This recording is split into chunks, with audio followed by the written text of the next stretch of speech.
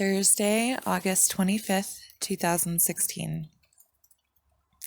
I've been reading the Self-Compassion book by Kristin Neff, and one of the activities is about changing your critical self-talk, and I'm having a moment, so I thought I should write this down.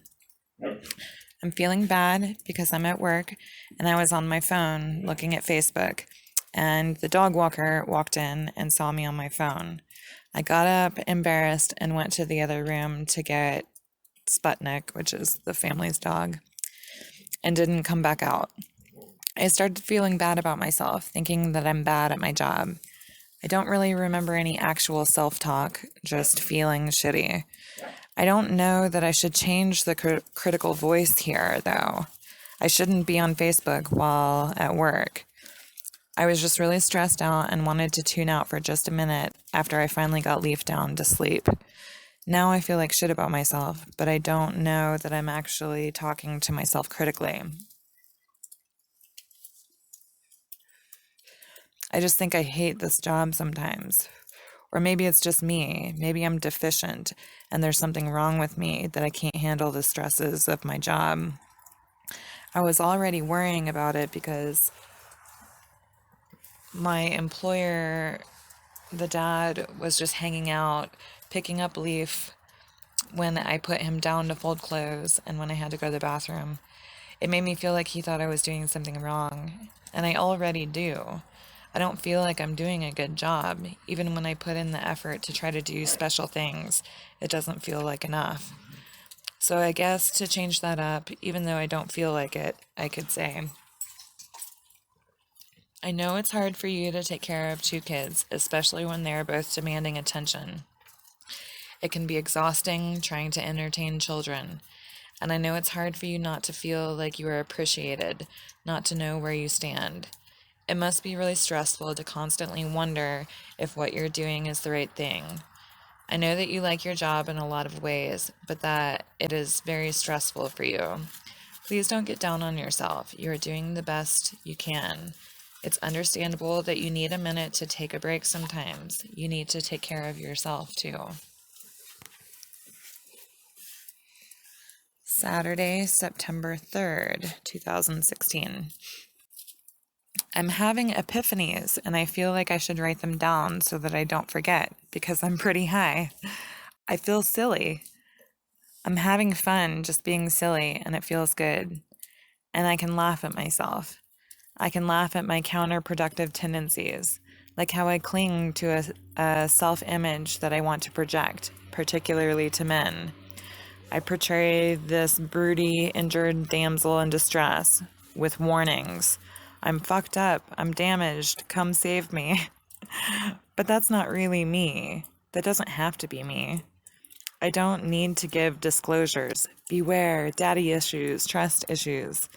I don't have to lay it all bare. That comes across as desperate.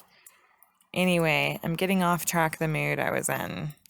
Essentially, it was just a nice reminder that I can be silly and fun, and it was beautiful to see a glimpse of that for a moment. Even being able to laugh at how sloppy my handwriting is right now, because I'm high.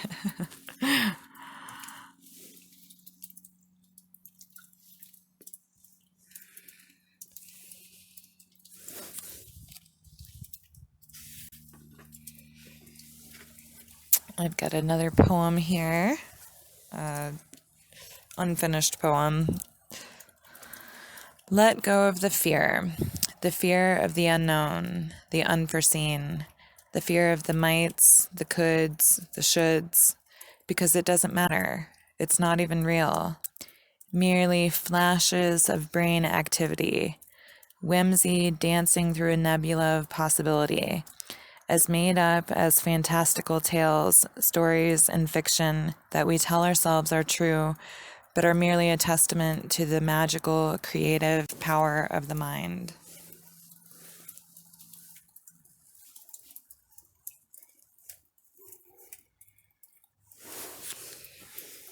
Sunday, September 11th, 2016.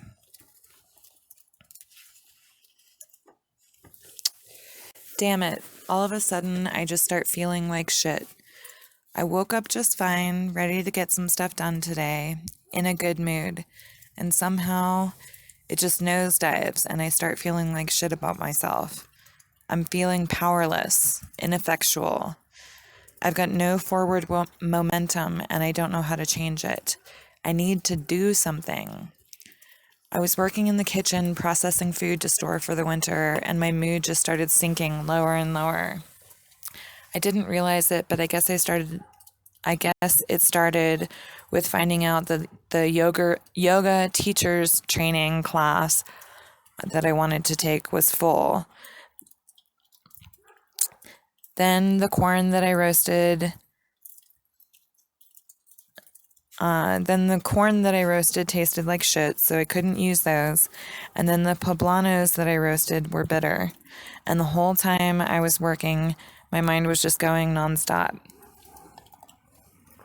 I sound whiny, but stuff just started stacking up. I'm not, quote, I'm not good at anything. I can't make anything happen, end quote. I'm going backwards in the direction that I wanted to go with my job, adding on working Fridays again when I really wanted to move toward working less, all in the struggle to get my $1 an hour raise that I normally get. They waited until I said something to even start discussions about it, and now it's 3 weeks late. I'm just so over it. But I wanted to go a little longer with this job, take that yoga teacher's training course while I was still at my job and could afford it. Now, what little plans that I had are falling apart. No yoga teacher's training, no raise so I could pay down my credit card before I leave my job. I need to think about this rationally because I know I'm getting to a breaking point and I don't want to end up doing something rash that I'll regret. I need to make a plan because I'm just stagnant, letting fear keep me from making any forward progress. I touched on this back in July, but I didn't really take it anywhere further. I did figure out back then that what my main needs are. I did figure out back then what my main needs are, which is a start. But I really want to start making some solid goals for how to get to that point where I feel like I'm meeting those needs. So the essential needs I have listed out: peace, passion/purpose, and connection. So I've got a pretty good handle on what brings me peace: nature, music, silence, yoga, breath, meditation, reading, sleep, gardening, my bees, cooking, etc. Things that make me feel secure, safe, and comfortable. This would even include things like financial security, tranquility in relationships, job security, blah, blah, blah. Yeah, peace. Pretty intuitive. But then connection. So I've started noticing that it really doesn't take much to make me feel better about getting this need met. Just being around other people makes a huge difference. So, for instance, yesterday, working the farmer's market booth for my landlord, talking to other vendors there, then having my bee mentor over to look at the bees with me, and then going to a bee supply place to pick up a new queen and interacting with the people there, I felt good. I felt connected, like I was a part of the world, not so much an outsider like I often feel. So with this, I know that I need to just keep putting myself out there, doing things, meeting people. But even more than that, I know that getting a new job will help with this too, just being around people. I have a very lonely job, so I think a change in that department will help tremendously, which kind of leads to the next unmet need: passion/purpose. This is the trickiest one, and the one that I really need to focus on right now. I use 2 words because I'm not exactly sure how to put a label on this.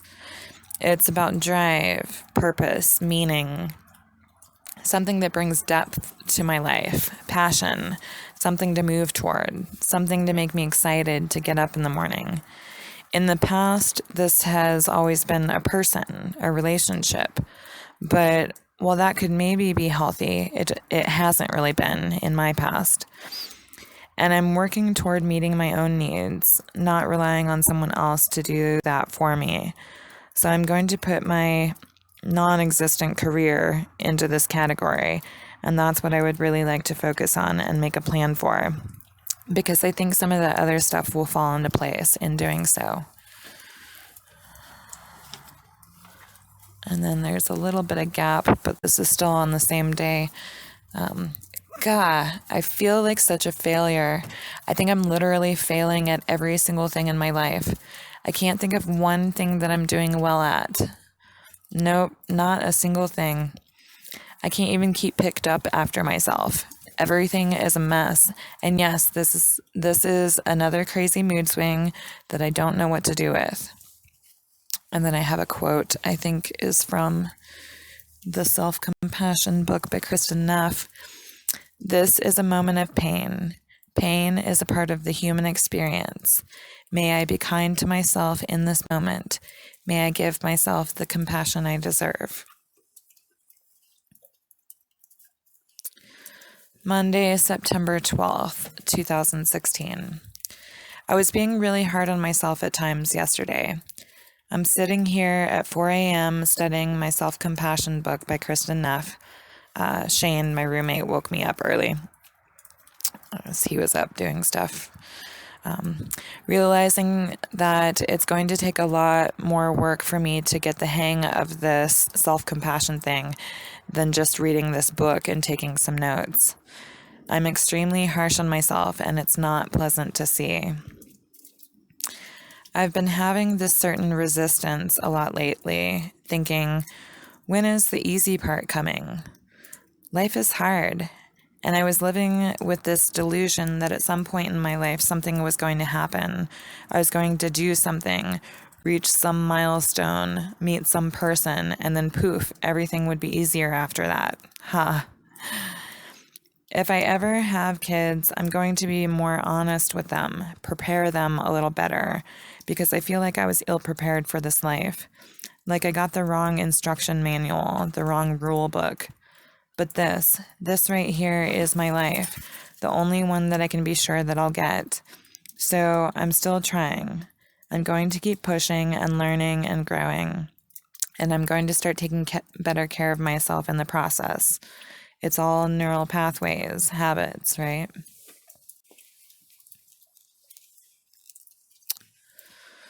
Sunday, September 18th, 2016. I'm studying Kristin Neff's self-compassion book, and there's a paragraph that I want to sit with for a moment.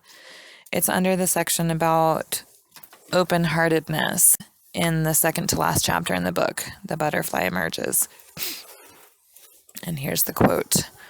When our hearts are closed, however, we remain unmoved by life's sorrows. As we shut out the pain, we also shut ourselves down. Our fear of being overwhelmed by negative emotions leads us to tune out, so that we feel only constriction in the center of our chest. The price paid for protecting our hearts is to cut off our very lifeblood. We feel cold, empty, unhappy, and deeply unsatisfied. And the time when our hearts are most likely to close is when our pain is caused by negative self-judgment, when we feel we aren't good enough in some way. We're often incredibly callous when relating to our own inadequacies and imperfections, meaning that much of the time we're slamming the door of our heart right in our own face. That's the end of that quote. And then I write, sit with that.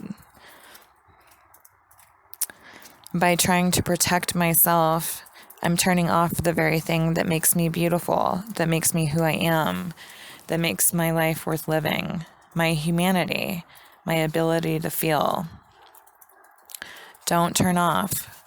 Whatever you do, have the courage to be here fully.